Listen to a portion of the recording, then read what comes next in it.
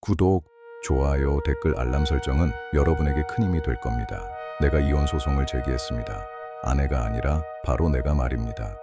37년간의 결혼 생활 끝에 그 변호사 사무실로 걸어 들어가 자리에 앉아 이혼하고 싶습니다라고 말한 사람은 바로 나였습니다. 대부분의 사람들은 아내가 무언가 엄청난 잘못을 저질렀을 거라고 짐작했습니다. 바람을 피웠다거나 크게 한판 싸웠다거나 어떤 결정적이고 폭발적인 순간이 있었을 거라고 말이죠. 폭발 같은 건 없었습니다.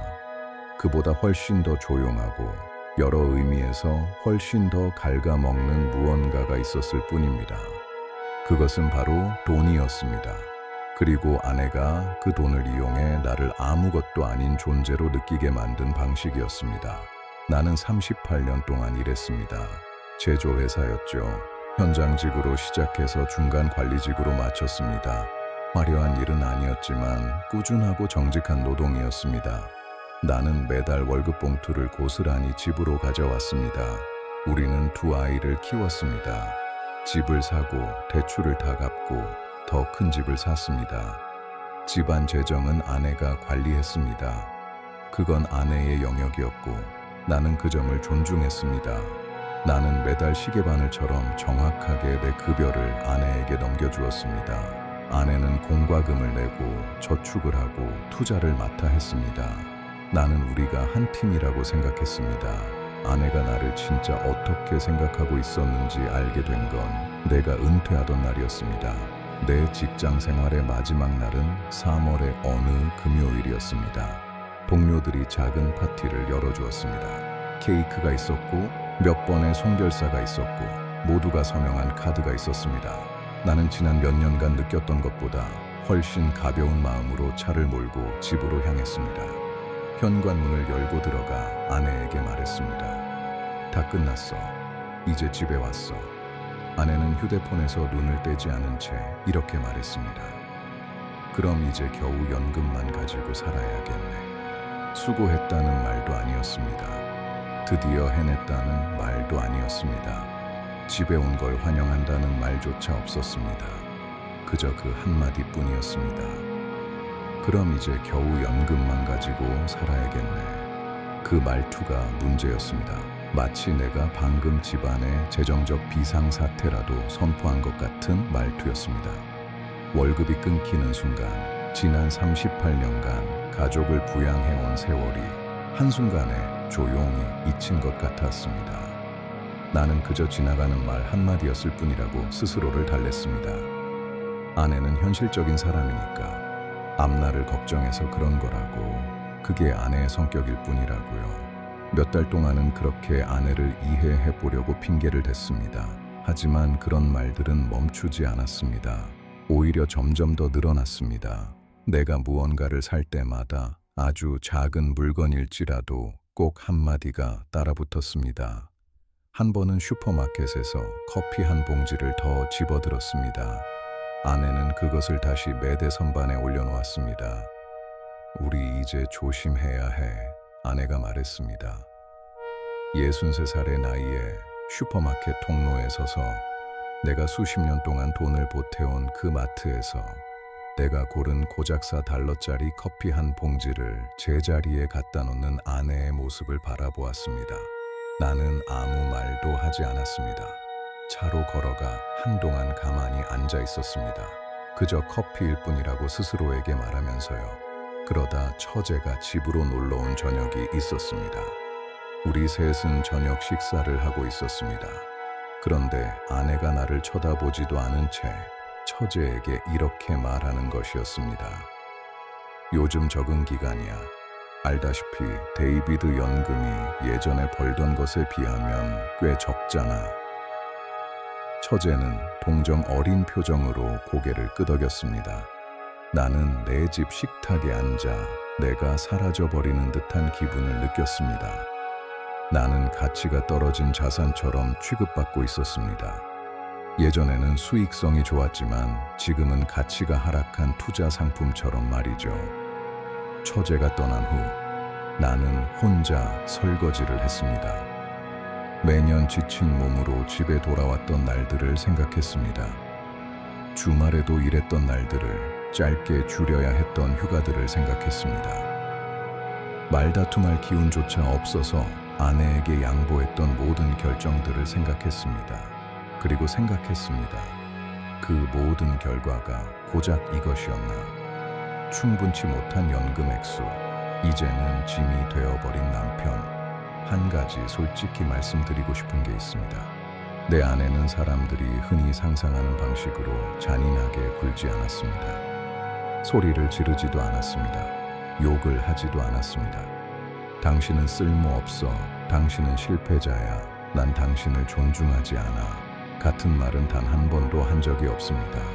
아내는 굳이 그럴 필요가 없었습니다. 더 조용한 방법이 있었으니까요. 레스토랑에서 내가 음식을 주문할 때 쳐다보는 눈빛, 멀리 사는 옛 친구를 만나고 싶다고 했을 때 흐르던 침묵, 전기요금 고지서가 나왔을 때 내가 온종일 집에 있었다는 이유로 내쉬던 한숨, 이 하나하나는 아주 작은 일들이었습니다. 하지만 그것들이 모여 감옥을 만들었습니다. 무슨 일이 일어나고 있는지 깨달았을 때는 이미 내가 무언가를 제안하는 일 자체를 멈춘 뒤였습니다.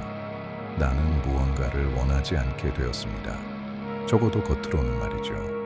나는 내 자신을 한없이 작게 만드는 법을 배웠습니다.